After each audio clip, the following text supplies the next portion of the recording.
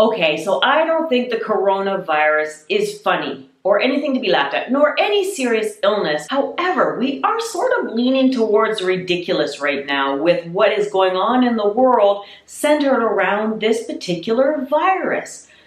Why this particular virus? Not the flu. I'm going to go over some statistics in this week's video, which I know you've probably seen, however, some you may not have seen or heard yet, as well as the 3 ways that we actually are susceptible to getting an infection or an illness like the coronavirus, and ways that you can overcome them, as well as some great tips to prevent them at the end. So be sure to stick around for the whole video.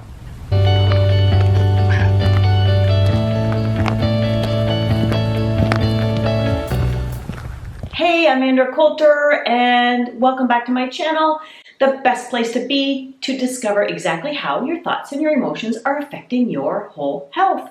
No, I'm not a scientist or a pathologist or a doctor. However, I am somebody who is really passionate about health and wellness and taking care of your health and taking responsibility for your health, which is basically what this dang virus is teaching us to do, is to really stop and take a reflection on what the heck is going on with illnesses in the world and how can I take responsibility for my own health. Well, stick around, we'll talk about that. So let's do a quick recap. The coronavirus is a flu-like upper respiratory illness, just like the flu. And the real statistics so far are actually, as of March 8th, is so far in Canada, there's been 100 cases. I think about 164 in the United States. Globally, 100,000. And of those 100,000, 3,500 have died. Most of those people have an immune-comprised system that have passed away. In fact, did you know, just recently in China, there's a 100-year-old man who contracted it and has now gone on to recover. Again, like any virus, this is no different than everything else that goes on in the world. Why we're picking on this one, I'm not really sure, but there's some interesting states of mind I will be going over at the end, so make sure you stick around for those. Because as we know, which you've heard these statistics before, influenza is still far worse right now. In fact, did you know that the influenza virus is actually more contractable than the coronavirus? However, so far in the United States, there's been 40 million people already contracted the flu this year. And of those 40 million, 40,000 have already died. That's way bigger than the 3,500. So why don't we shut the whole country down every year to prevent the flu? Why the coronavirus? Conspiracy theory? Who knows? So have you ever heard of the respiratory syncytial virus? Most people haven't. According to CDC, every year there's over 57,000 people go to the hospital because of that virus. And in fact, most are under the age of 5. And there are over 14,000 deaths every year from this virus, generally in the older population. Now, what is it? Well, it's what we commonly refer to as the common cold. And did you know that 20% of the common colds seen every year are actually based on the coronavirus? Yet we've never even heard of it. But then you haven't heard of RSV either, have you? Now, yes, the COVID-19 is a new strain of it. But did you know that they mutate and change all the time, which is why the flu vaccine never works? Because that's what viruses do. They have this ability to transform and mutate. Now, the thing is that all viruses cannot live without a host. So unlike bacteria and fungus that can, kind of thrive on their own, viruses actually need a body to live in. They have to have a host because they don't have their own metabolism.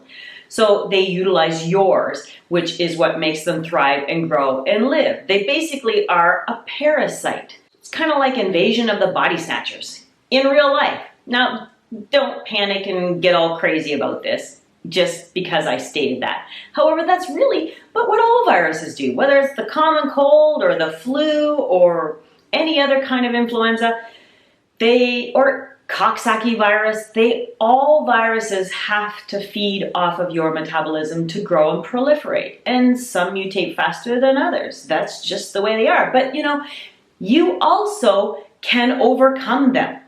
That's the whole point of this, is survival of the fittest, is that you need to have a little bit of infection every year so that you boost up and build up your immune system. You clear out the old crap so that you can get stronger and healthier and keep thriving and surviving. It's kind of a circle of life, right? You cannot have life without death. Something has to either decay or fade or die before it regrows again. And of course, nobody wants to get sick. Nobody likes feeling crappy. I just went through some other thing a little while ago. I did a test on my own and it was a bacteria, not a virus, but I had a gastric disturbance and I was down and out for a few days. Was it fun? No, but it happens. When you're out and about, you're gonna run into things and you better make sure your immune system is boosted up so that you don't succumb. And even myself, who does all the right things every day, okay, well, maybe not every day, I'm human, but I try to make sure I keep up with everything. Now, here's the thing, stick around to the end, because even though you may utilize all the right supplements and the nutrients and you eat well and you rest well and you do all the right things on a physical level, there's a mental emotional level and component to illness as well. Whether you believe it or not, or whether you've even thought about it, did you know that every virus, bacteria, fungi, every pathogen, every illness in the world has some state of mind and emotional, mental level that it resides at? That there is a deeper meaning behind every illness, and this illness as well. Overcoming any illness has a higher evolutionary purpose for us. Every illness is designed to strengthen us, not just on a physical level, but on a mental, emotional, or soul spiritual level as well. So if you really want to take a whole picture view of the coronavirus, not just the physicalness of it and how it's affecting us on a physical level, because, well, as you see, it's really just a virus. Just like every other virus, it's always been here, always will be. We need to learn how to overcome it. And why are we always succumbing to it? Well, because we haven't really looked at the mental emotional component of it. And so let's look at that now. How strong is your mental and emotional well-being? Because you have to be susceptible on every level to take in an infection. Now, I've talked about in other videos, and you can certainly see this pretty much anywhere on the internet right now, how to build your physical immunity and protect yourself on that level. But how do you protect your mental and emotional well-being? How do you protect your upper faculties from a virus? So in general, we are most susceptible to a virus when we are fearful and overwhelmed. Isn't that kind of what we're portraying in the whole world right now? Everybody is in panic mode. And we know when you are fearful and in panic and stressed right out, that it depletes your immune system. It changes your parasympathetic, sympathetic system over so that you actually are more prone to getting sick. So why are we proliferating this? Again, bigger reason? I don't know. But let's look at what it could be and what it might be for you. And in general, the flu is actually prone to when there's a lot of confusion and chaos, which there is, but also a lot of internal conflict and susceptibility to outside forces or global sort of group mentality affecting you. So kind of like more of a victimized state of mind. If you're feeling picked on in any way, you are more prone to being infected by the flu, which is often why I never get the flu, because I worked on my soul spiritual well-being. I am not a victim in life. I take full and complete responsibility for who I am. But do you? Do you sometimes feel like you're a victim in life? If you do you get the flu every year? Viruses also reflect when there is great change going on, when there is lots of things transitioning. Viruses may actually reflect the vulnerability that is going on when there are great change in life, when there's huge upheavals going on in your own life or in the world in general. It actually leads to a greater sensitivity to being prone to a virus. So are they really the bad guys? Or are they actually the things that help to clear the way when great change is going on so that we can be stronger in the long run? Well, only time will tell with this particular virus. But again, we have viruses that plague society every single year. And yeah, it is very unfortunate that people succumb to it. But people succumb to all kinds of things every single day. It is a fact of life. Why we get so bent out of shape just because viruses are doing it, and this one in particular, is very interesting to me. So what has triggered the coronavirus? In the coronavirus's case, it generally is centered around dissension in the world or in the particular nation that it came from. So is there great dissension and blocking going on in that nation? I don't know, haven't been there, but maybe you know.